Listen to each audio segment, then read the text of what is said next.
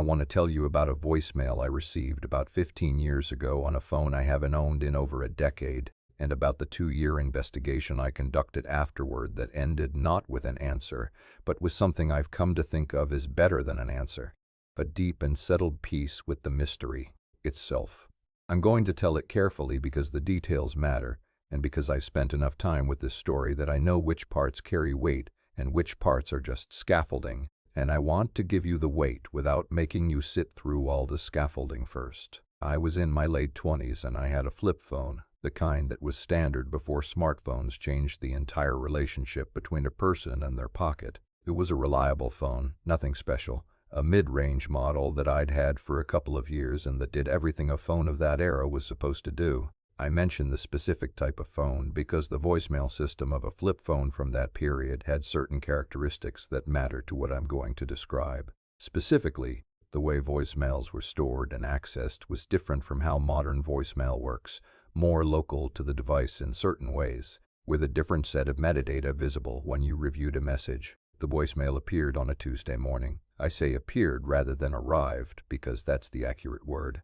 I hadn't missed a call. My phone showed no missed call notification, which is the normal precursor to a voicemail. There was simply a voicemail indicator on the screen when I picked up the phone, the little envelope icon that had not been there when I'd set the phone down the night before. No missed call, no record of an incoming call in my call log. Just the indicator, sitting there, having arrived without the mechanism that voicemails arrive through.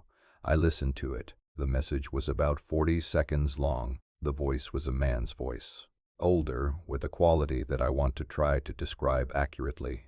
Warm, unhurried, with a slight roughness to it that voices get after decades of use. The particular texture of a voice that has spent a long time in conversation.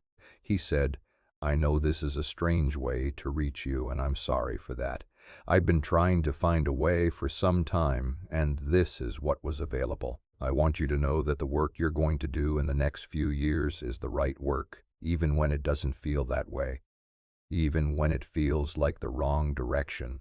The turns that feel wrong are part of it. Stay with it." He paused, and then he said, "I'm proud of you. I've always been proud of you." Then he said something I still can't fully make out after listening to it hundreds of times on various playback devices. A phrase of about 4 words, soft, almost at the edge of audibility, and then the message ended. I did not recognize the voice. That was the first thing I sat with. I knew everyone in my life who would call me and leave a message, and this voice was none of them. Older than my father, older than any of the older men in my life at that point, a voice from a generation further back than my own immediate circle. I looked at the number. The call showed no originating number. The number field was blank in a way that wasn't the same as a blocked or private number, which showed differently on that phone's display. Just blank. Empty, as if the call had come from a number that the system didn't have a category for. I called my carrier. I want to tell you that I was thorough about this because I was thorough. I called and I asked a customer service representative to pull the records for any incoming calls to my number in the previous 12 hours. Because even if the call hadn't appeared in my call log, it should have appeared in the carrier's records. The representative checked. There was no record of an incoming call to my number in the previous 12 hours. Not a blocked call, not an international call routed unusually.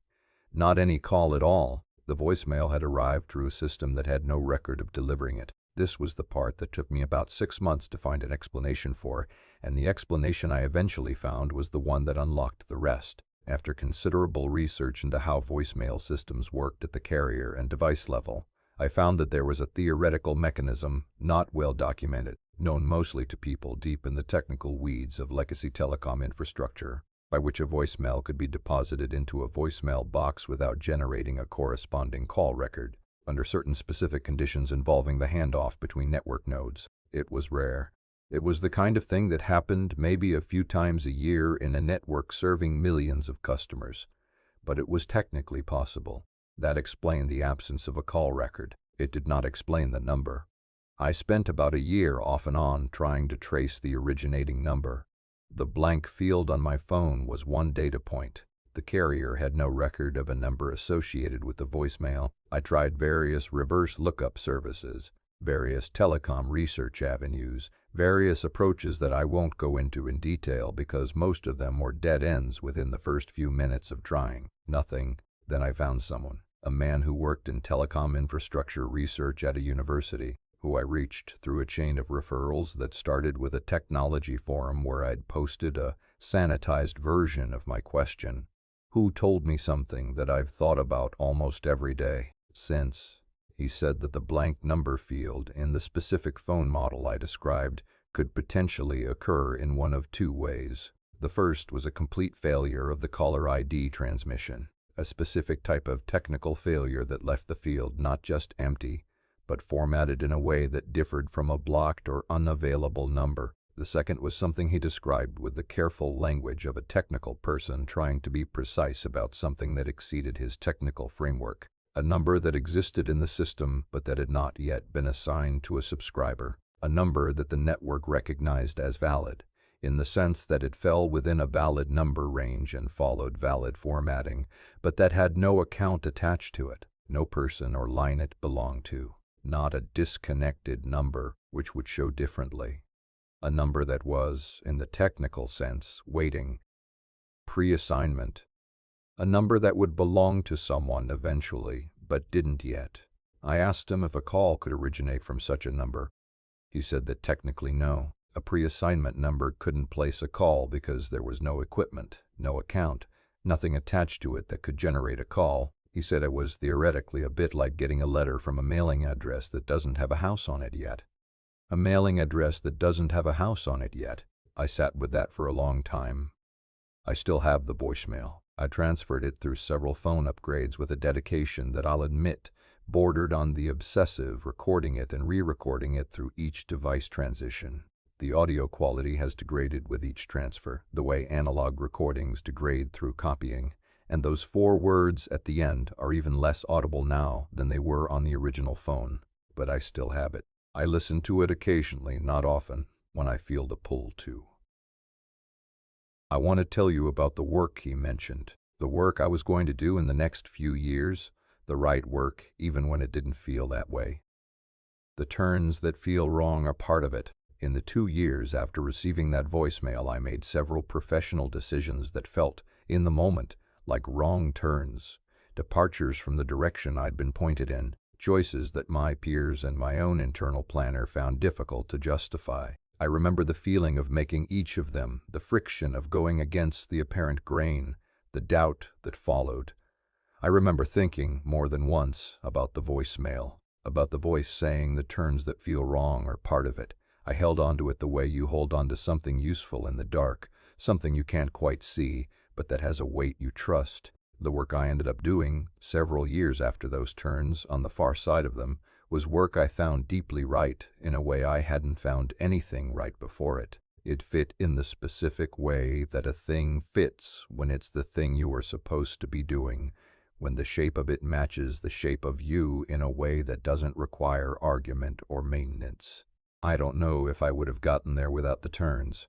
I believe, in the way I believe the things I've arrived at through experience rather than theory, that I wouldn't have. I don't know who the voice was. I've thought about it from every angle available to me, and I have no answer. He wasn't my father, who was alive when I received the message, and whose voice I know perfectly. He wasn't any man I could place in my life or in my family history. He was an older man with a warm and slightly rough voice, who called from a number that hadn't been assigned yet and left a message that didn't leave a call record, to tell me to stay with the work and that he'd always been proud of me. Always, he said always, which is a long time from any direction. I'm proud of you. I've always been proud of you. And then 4 words I can't fully hear, at the edge of audibility, soft, like something said at the end of something. Like a goodbye that didn't want to be too loud about being a goodbye. Sleep well tonight. Whatever work you're in the middle of right now, whatever turns feel wrong, whatever direction seems sideways from where you thought you were going, stay with it. Someone already knows how it comes out, and they're proud of you. Good night.